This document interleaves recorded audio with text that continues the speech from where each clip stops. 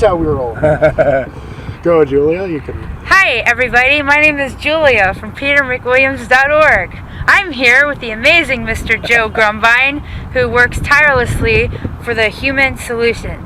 Wow, Julia, I don't know how I'm going to live up to that one, but I'll have to keep working harder, I think.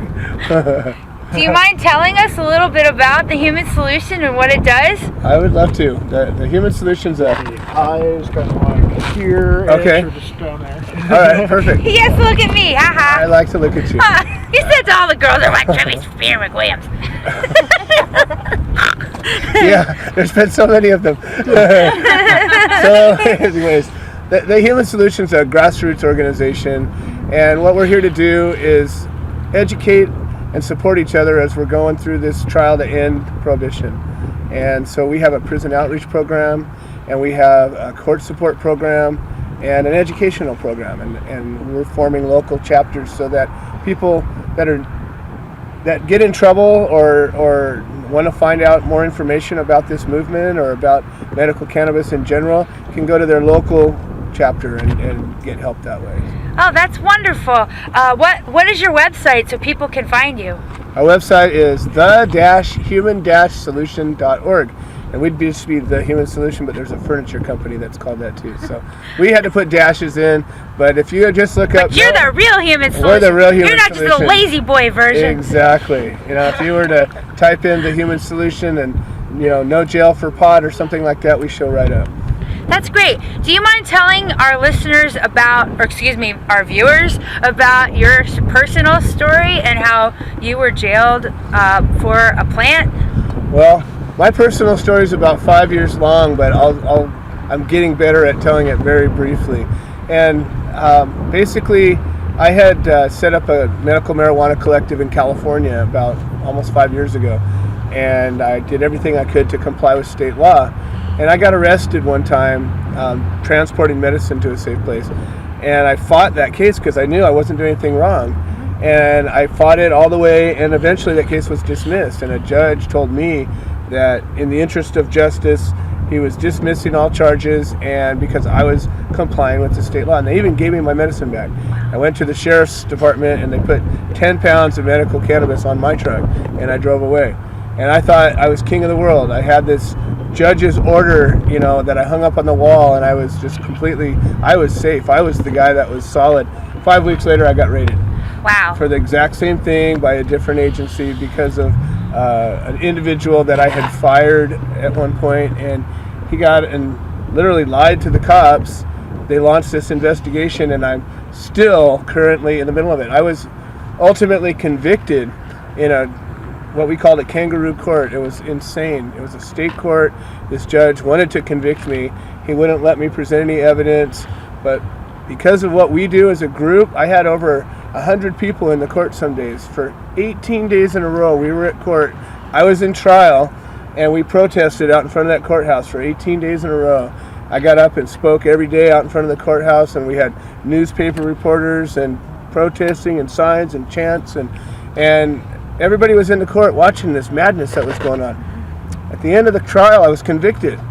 But it turned out that because everybody was watching and they filled out these declarations, we filed a motion. We literally overturned a jury verdict.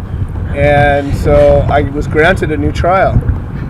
But the prosecutors decided they want to appeal that. So I'm still in the middle of the appeals process trying to fight for my new trial. If I win, I get a new trial and I get to start all over again. Or if I lose, I get sentenced and I might be in prison. Oh, goodness. So now here's the kicker, okay? I could have been, in 2 months, done with my probation had I taken a deal. I'd be done. I would have never had to go to jail. But I've been to jail 5 times for this, and I haven't even begun because I believe that I didn't commit a crime. And I don't want to be branded a felon. Yes. And so that's my story. Wow. That's pretty good. Only a couple of minutes for a 5-year story. How did you discover Mr. Peter McWilliams?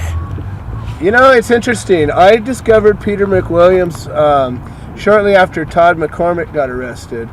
and his name came up. I was investigating that whole story because I was a grower at the time, and I was like, oh no, I wasn't involved with the medical community at all, although I was making tinctures for cancer patients, but it was on my own thing. This is, back in the 90s, and so that's when his name came to my mind, or I came to familiar with it, but I didn't really know much about what he was doing. But between that time and the time that I met you, bits and pieces have come. And I saw his libertarian speech at one point. I'm a libertarian at heart, and I believe in personal liberties and no big government, and the whole idea of America as it was founded by our founders literally drafted up a constitution based on these inalienable rights of life, liberty, and the pursuit of happiness. And since that time, it's just all fallen apart. But I think we can bring it back, and I think that those fundamental principles that our nation was founded on are still as important enough to fight for. So I remember seeing that, and I said, wow, that guy's pretty good. And then I remember when he died, because people were talking about it. And then slowly but surely, I've sort of learned a bit. There's so much to learn about the guy. He's done. I haven't read all his books. I haven't seen all his movies. I haven't seen all his photographs. He only had one movie. Okay, well, he had something to do with that, more than one movie, though. He did one movie all by himself, but he was instrumental in some others. And again, this is just what I've picked up. I never met him. I wasn't there, involved personally, but the thing is about him is the way he is, his spirit was very similar to mine in that, not necessarily, he was way better at what he does than what I do, but he got the simplicity of mankind, the things that were important, and he wrote about it well, and he wrote about it really well. Poetry, and just was able to articulate the simple things that we take for granted. And but the thing that really, I think, is his ability to really reach out beyond himself, and he put his whole heart into everything he did, and it was just so important that people got the truth that he had inside. He just had to share it. So that's the thing that I take away, is kind of the most. I try to do that too. I try to, when I watch him, I have a couple of clips of him talking that I use before I write a speech sometimes, or I don't really write speeches, but I write notes.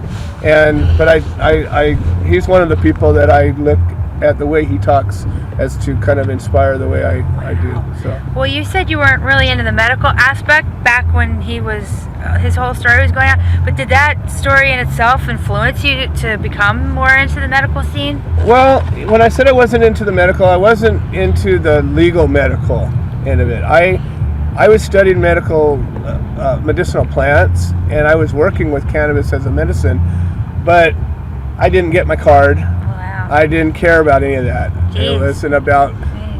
I was a grower since the 80s. I was obviously willing to take a chance at risking my freedom for this, because it was important enough. Even recreationally, it was important enough. It was something I wanted to do. It was my life, my liberty, and my pursuit of happiness. So I was willing to do that because it wasn't bad. If a crime doesn't have a victim, how can it be a crime? Right? I mean, if what I did didn't hurt anybody, how do you call it a crime? Possessing no victim, a plant? no crime. Right, exactly. And I believe that. So I'm willing to reach beyond what the letter of some laws say, because fundamentally, my natural law, my spiritual law tells me otherwise. And I say, well, I'm ultimately going to die, and I'll be answerable to what my actions are at one point, I believe, and I don't believe I've got anything to worry about. So. How do you feel about, this is completely off subject. Cool. How do you feel about the infighting within the cannabis, the legalization / repeal movement, in which so many, it seems like there are activists that are, on one side of the fence, and then it gets completely personal. It's sad. And very mean and cruel, like people saying certain things about activists, like saying that they're thieves. And I mean, what do you think about that? Well, I think that, unfortunately, that the way that the cannabis movement,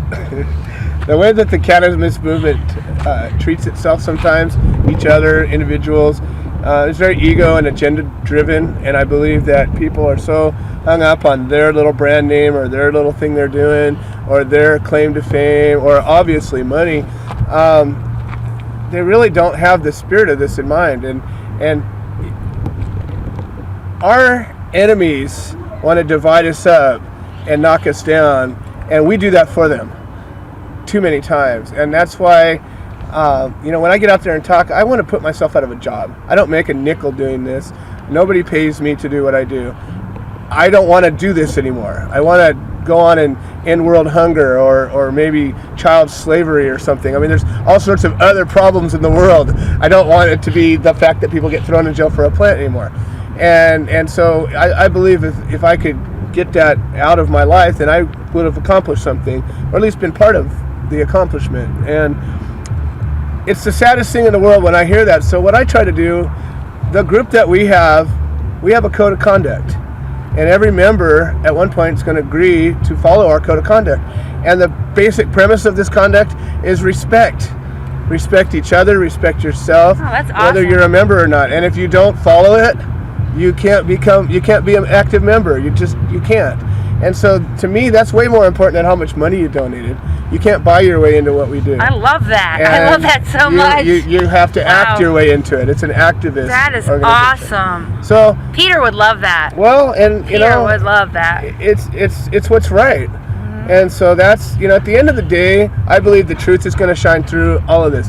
That's where prohibition is going to end, because finally all of the mask of deception and lies will be revealed. Everybody's more and more, these events that are going on right now, people that don't know anything about it are getting woken up to it. They're like, whoa, really? That's just a plant. Yeah, you're right, it's just a plant. And as more people get that, they're losing the, oh my God, if you just touch it once, you're going to go to heroin and methamphetamine. No, you won't. I mean, if you're going to do that, you're going to do it anyways. This isn't going to push you there. And I went onto the White House's website today, and I was shown their position, and it was horrible. Their position is that marijuana is bad and should be discouraged. That's their official position. And President Obama said, I don't support legalization. I'm not going to do anything to allow it to happen. And that's not his job. His job is to do what we want. And he's elected to lead our world, and our representatives are elected to speak for us. And unfortunately, I don't believe that's happening. And so, I think it's if we were to stand up as one, I quote Abraham Lincoln all the time, and Abraham Lincoln said, with public sentiment, anything is possible, and without it, nothing is possible. And I chastise everybody every time I talk, because I say, obviously, what public sentiment is that it's okay to throw us in jail for pot, because we don't stop it and we don't stand up. So I'm trying to make that change. Yeah, what do you want to tell the viewers about the lessons you got out of Peter McWilliams' story and his courage and his activism? The lessons that I got from Peter McWilliams are to speak from your heart, to do what's right, and you'll know what that is, to don't sweat the small stuff, that the things that are important are things in here, and the things that are important are the relationships that we have, to forgive. All the great world leaders, all the great spiritual leaders have shown that lesson of forgiveness, and to forgive yourself and to forgive others. And by his actions, the willingness to stand up for himself when maybe others wouldn't have. His life was a tragedy because it ended because of our war on drugs. And if he would have been able to take his medicine, I think he probably might be still with us today. And so I think, that's just, there's so many little tidbits that you could take away from a man like Peter that to narrow them down to a few is pretty difficult. That's awesome. Well, thank you, Mr. Joe Grumbine. Well, thank you, Miss Julia. Thank you for your activism. Oh, and thank you for yours. All right, and Mr. Throckmorton says He thank you remembered his too. name. Yay.